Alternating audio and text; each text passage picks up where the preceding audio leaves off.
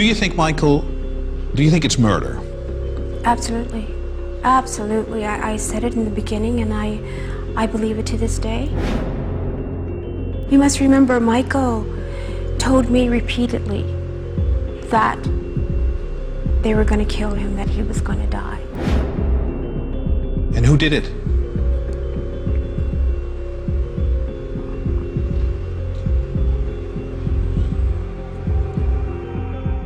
I'm gonna say it out there straight for everybody listening. My uncle didn't die. He was murdered. And, you know, he became too powerful. He's doing too much. He's owning too much, you know. They murdered my brother, and they know who they are. It's not just Dr. Murray, I promise you that. It's more people involved, and they know exactly who they are, and I'm gonna let you guys know exactly what's happening and what's going on. It's more than just Dr. Murray that's involved in this. I'm not paying for my life and my children.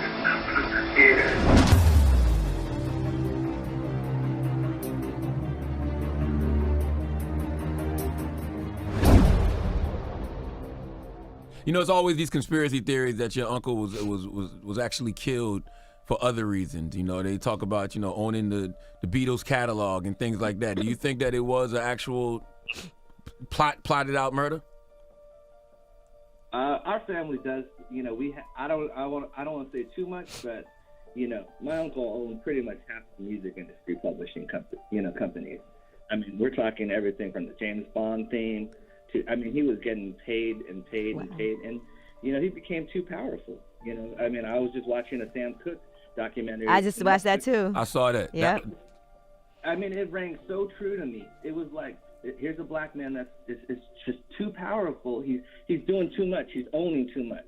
You know, and they make it look. They make it look so bad because they don't want you to like this person afterwards. And, you know, and it's very interesting how they do that. They don't want you to, they want you to get to a certain level, or at least you're making money for them. But as soon as you make money for yourself or you're helping other people out, they don't like that. He pretty much owned anything that, you know, Babyface's catalog, anything that Sony writer, you know, Oasis, anything that people, yeah, I mean, he had a deal where he owned half of Sony Music's catalog, you know. Half of Sony's catalog? That's crazy. What? Wow. Gee, why would they give that to Michael? Because they wanted the Beatles that bad. And the funny thing was, he didn't even have to put money towards it. Whenever they bought new stuff, like, you know, their partners, they bought some of EMI and all that stuff, he didn't even have to put his money towards that. That automatically went to him. So he outsmarted them, and they didn't like it.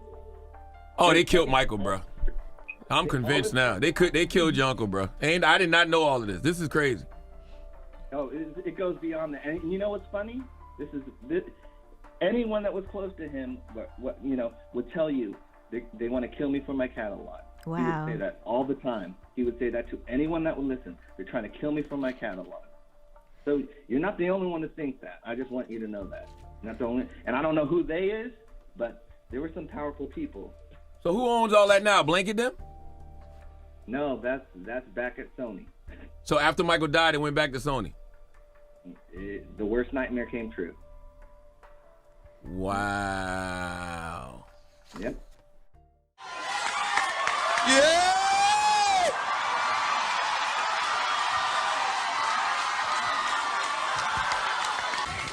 You know, let me just say this. The tradition of great performers from, and I really want you to hear what I have to say. The tradition of great performers from Sammy Davis Jr. to James Brown to Jackie Wilson to Fred Astaire, Gene Kelly. The story is usually the same though. You know, these guys work really hard at their craft, but the story ends the same. They usually are broken, torn, and usually just sad. And the story is very sad in the end because the companies take advantage of them. They really do. And Sony, being the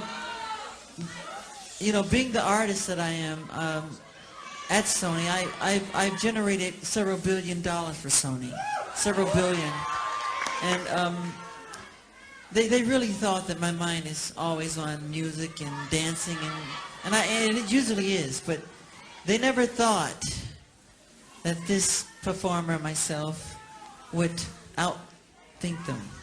Yeah!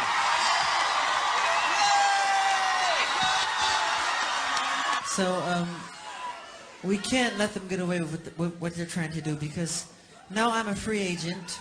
Yeah.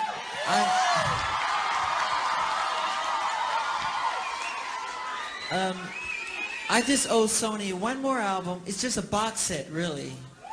It's with 2 new songs, which I've written ages ago. Because every album that I record, I write, like, literally, I'm telling you the truth, I write at least 120 songs every album I do. So I can do the box set and just give them any 2 songs. So I'm leaving Sony a free agent.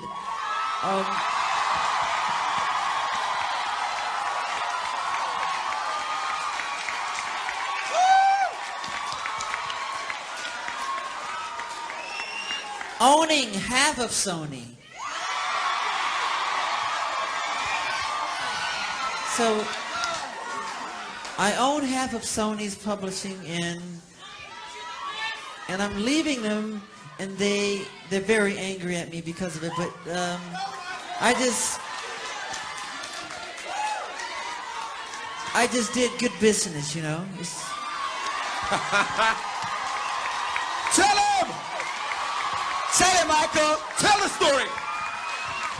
But, so, the way they get revenge is to try and destroy my album.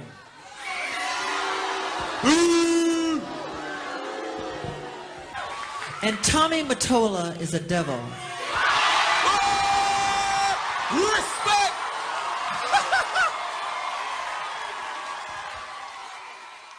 They were mad at him due to the business that he did. Yeah. And I can't even say mad, is that they didn't have a part of it. Let's be real. I'm gonna say it out there straight for everybody listening. My uncle didn't die. He was murdered. I feel the same thing about Prince. We're losing a lot of stars, because you have to remember, these are basically insurance policies. When he dies, whatever was owned by the company reverts back. We're not talking about $100,000. We're not talking about $1 million. And everybody in this room knows $1 million, I don't care if you're a normal person, ain't getting you shit. After taxes, you still got to live the same. You still got to stack your money. But when my uncle died, we're talking about billions of dollars. Can you imagine if Prince, when he died, sold little red Corvette to Chevy? Woo. Let's just you think about it. Yeah. They say Prince died broke. How do you die broke with $1 billion catalog? If he would have sold 3 songs, he'd have had a couple $100 million sitting in his pocket to play with. Yeah. All he had to do is, here, take these 3. I got the catalog of the rest. Right. Notice that when my uncle dies, why do you hear all his music? Why is there a Motown cartoon out now? A, B, C, Right. easiest. Okay, well, obviously when my uncle was alive, he wasn't giving the rights to anybody. But when he dies, all of a sudden, oh my goodness. My uncle he was born in this business. He died in this business. My uncle has sat there and touched everyone's life. I don't care about what dance moves you see. You're going to see a little bit of Michael in it. I don't care about the videos you see. You're going to see a little bit of Michael in it. Yeah. He and a few other people have changed this industry. Well, yeah, he defined greatness, man. And you know, I'm speaking on my uncle's presence, but I'm also speaking on the other people that we've lost. Yeah. From the David Bowies, from the George Michaels. There's a lot of people that we've lost, and they try to tear them down. They're not going to let it. And you know, for me to sit here and say that it's just personal with what they did to my uncle, well, let's not forget what they did to John Lennon. He ain't here no more. As soon as they saw that his antennas lined up, like dude said, where was your antennas? Right. Okay, well, dude's antennas lined up. They saw that, they're not here anymore. Isn't it funny how we just lose all of them? So you look at this right now, you're like, okay, so when my uncle passed, You know, I hear about this. There's probably over 20, 30 adults in the house. You have this dude who shot my uncle up with this BS fluid, and I'm gonna say we all know the story. Right. You go Dr. run and Conrad get. Murray we're talking about, right? You go and get the children. You got security guards. You got cooks. You got staff. You got everyone. He goes, oh, I tried to give Michael CPR on the bed. A damn lifeguard knows you don't do that. I'm just have him bouncing on the bed. Right. No. You leave. You come up in a car that my uncle bought for you, but you leave in a taxi. Let's not forget, when you do surgery, you have an anesthesiologist, you're going to have the surgeon, you're going to have this, you're going to have that. Well, the anesthesiologist is the only person who has the key for that. If any of us walked in and stole what they shot my uncle up with, we'd be in jail forever. Period. He's been released. He's been released. For He's years living now. good. He's doing his thing. So what does that mean? My uncle was murdered. If I tell you, I'm going to give you, say, $20 million. I can't sleep. You're a doctor. I need sleep. Are you going to take me to the hospital, or are you going to turn my house into a hospital? This is all you have to do. He did none of the above. He got his money. They probably told him, hey, you're going to lose a little time. You're going to sit for a minute, but we're going to get you out of it. And sure enough, they got him out of it. But you don't think it was Dr. Murray who did it? Well, I think there was a conspiracy, absolutely, Elizabeth. It was a conspiracy, and a lot of people were involved in this, and they know who they are. And they're very afraid of what I might say, of what my brother has told me. Was he used in your mind, Dr. Murray, I'm speaking of, as the sort of hitman in terms of this conspiracy? I think, honestly, in my total belief is that Dr. Murray was just the fall guy simply because he knew what was going on. But I don't know to what extent. Okay. And I can't say. I wasn't there when my brother But doesn't was it murdered. boil down to who actually administered the propofol? Exactly. Right. Well, who actually injected it into him completely? Which would be that would be the person who would be tried somebody was in Michael's house outside of that doctor during that time. Now that I do know, and I know who that person was that was in his house. Now whether that person did that or not, that I don't know. But if you're saying that Dr. Murray is just the fall guy, and that there are people, you know, way bigger than him that was behind this, what do you want to see happen to Dr. Murray? Well, first of all, let's look at it this way. If Dr. Murray, let's think about something. Now, if you're hiring an artist to sing for you and go out and perform, and you hire a doctor as well, the first thing you tell that doctor, if he asks for an aspirin, don't you give it to him until you consult us. That's the first thing. Why would you let a doctor be in there knowing that he's doing this and allow that to happen? Your concern would be more or less, don't give him anything. Why are they just letting this doctor do whatever he wants? Even when Michael said, I don't want the doctor around me, this is what he was being said the last days, but no, you got to have this person with you. Why do you think Michael was concerned about this? What were they after? Well, first of all, he told me over and over and over. When he first told me, Latoya, they're going to kill me. I said, who, Michael? First, I thought you're Michael Jackson. Nobody in their right mind would ever think of doing anything like this to you. That's what you think. He says, no, but you don't understand. And then I saw how serious he was. He said, it's bigger than what you think. I said, well, Michael, what is it? He said, it's my publishing. They're after my publishing. They want to take it. As you guys know, my brother had one of the largest catalogs in the world, meaning music-wise. The Beatles collection was one of them. He owned the Beatles, yes. There's an elevator music that you hear, just everything, basically a piece of every artist. I'm really intrigued because you say that there was somebody at this house and you know who it was. Can you say who it was? No, I cannot say because there were other people in the house as well. Because I prefer not to at the moment, but I will say this. I would love to have a one-on-one with several people. One person I would love to have. Safe? I would love to have a one-on-one with probably. I mean, I don't know if you say that because you think that you could instinctively get from them if they had a hand in his death or not? Why don't you leave it to the law to deal with this? Okay, you said leave it to the law to deal with this. Yes, of course, the law is dealing with this, but however, you must think about it this way. Joy, if you had a brother or sister that passed, and you knew that your sister or brother were telling you that they were going to do this to him, that it was a group of people, and this is what's going to happen to me step by step, the way he said it, not only to me, but to my mother as well, wouldn't you be concerned and wouldn't you be involved to find out who did it? Yes, I do, but ultimately, it will be up to the legal system to deal with this. But you could be called as a witness by the prosecution. But of course, they consider that hearsay. Yeah, that's of course. People controlled him. They controlled him. They did what they wanted, and it was very difficult for him to say no, no, no. You must have seen this happening. Was there anything that you could do or say to Michael to change that situation? It's very, very difficult because in situations such as that one, we've tried so many times to intervene. And it's not always that easy because they keep everybody at bay. They keep everyone away, actually. Everyone. How did they do that? By controlling. And I know because I have been in a controlling and abusive relationship, but by controlling him, controlling his thoughts, control what he does, not letting giving orders, not letting anyone through the gates, not letting anyone near security, things of that nature. And this way they have him and they control whatever he does. Do you think, Michael, it's murder? Absolutely. Absolutely. I said it in the beginning and I believe it to this day. Absolutely. Absolutely. You must remember Michael told me repeatedly that they were going to kill him, that he was going to die. And he would say that. And when I heard my mother scream, "He's dead," immediately I said, "Who did it?" I didn't say what for, what of, what happened, who did it. Because he repeatedly said that. And he not only told me, he told my mother as well, Yeah. and she mentions it quite often too. And who did it?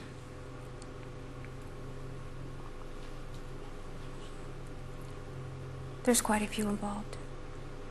The doctor that you're looking at, the doctor that you see there, was the fall guy. That's what he was. He was the fall guy. And so there are people in the background? There are people in the pulling background. strings? Yes, absolutely.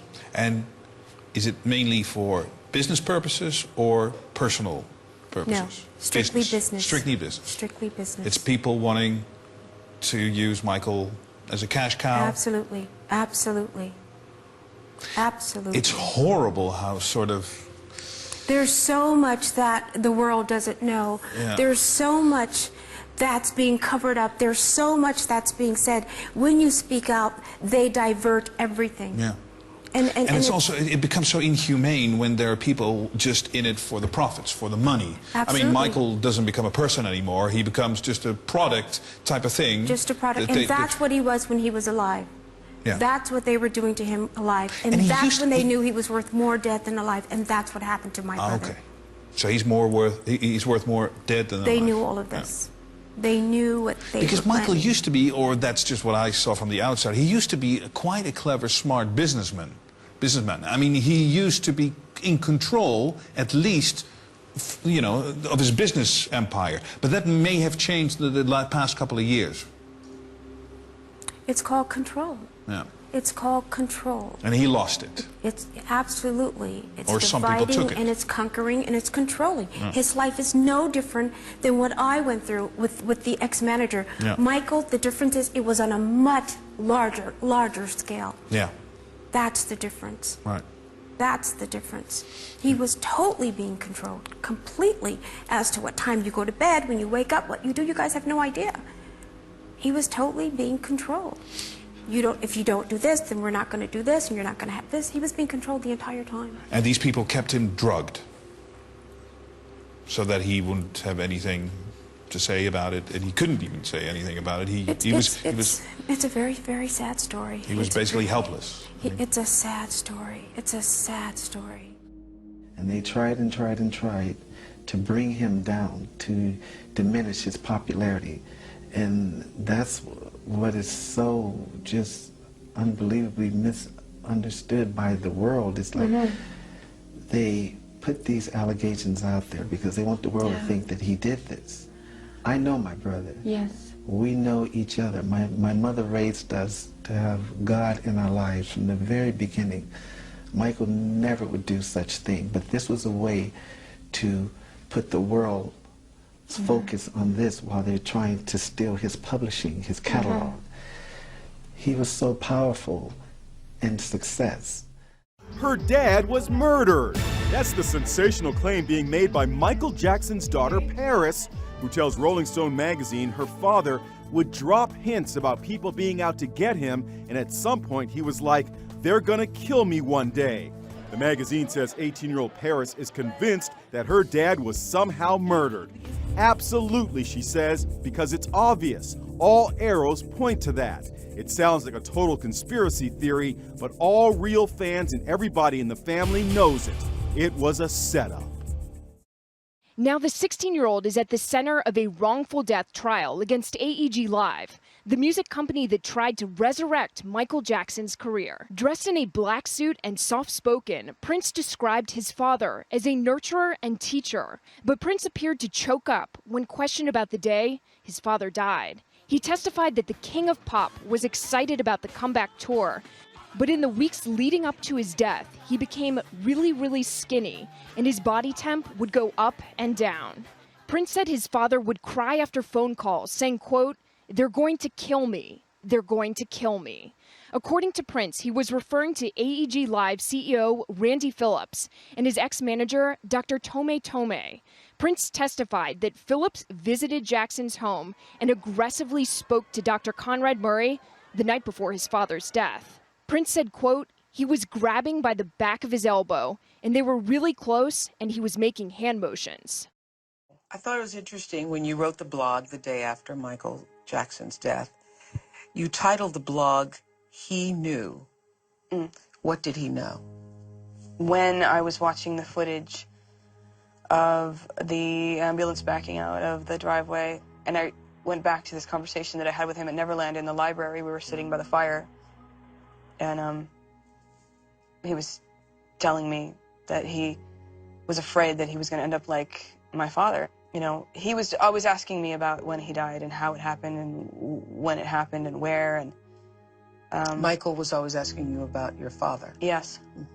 And he said, "I feel like I'm going to end up the same way." And did you say why? Yeah. I was like, what are you talking about? And I don't understand. Down to the play-by-play incident was identical. When was the last time you spoke to him? Coherently good conversation was in 2005. It was a very long conversation. And I was so removed from him, and he could feel it and he could hear it. And I think that's one of the things that killed me in the end, too, was that I was very distanced, and he was checking to get a read. You know, he was trying to throw a line out to see if I would bite. Emotionally, and I wouldn't. I was pretty shut off at that point. And I don't even know how I managed to be like that, but I was. And he was asking me, he wanted to tell me that that I was right about a lot of the people around him, and that it had panned out to be exactly what he and I had talked about years ago. And he asked if I still loved him, and we went into a whole thing about that, and I told him I was indifferent, and he didn't like that word. And he cried, and he was just trying to find out where I was at and how I could become so detached. And then the final part of the conversation was him telling me that he felt that that someone was going to try and kill him to get a hold of his catalog and his estate. And I really didn't know what to do with that. So he actually gave you names? He did, and I would like not to say them, but he expressed to me his concern over his life. The new voicemails obtained by Entertainment Tonight could prove that the King of Pop had far too many Dr. Feelgoods. Dear, it's like 4:30 in the morning. I'm sorry, I'm so sleepy, and I'm really worn out. The superstar, slurring, seemingly over-medicated by doctors. The pre-dawn message left for Michael's former manager and confidant, Dieter Weisner. Please take the message I left you very seriously. I'm very concerned. I'm afraid for my life and my children. I'm scared. Michael in fear. Late-night messages he left for his then manager, Dieter Weisner. I'm very concerned about my life, yet I'm afraid for unspoken stock.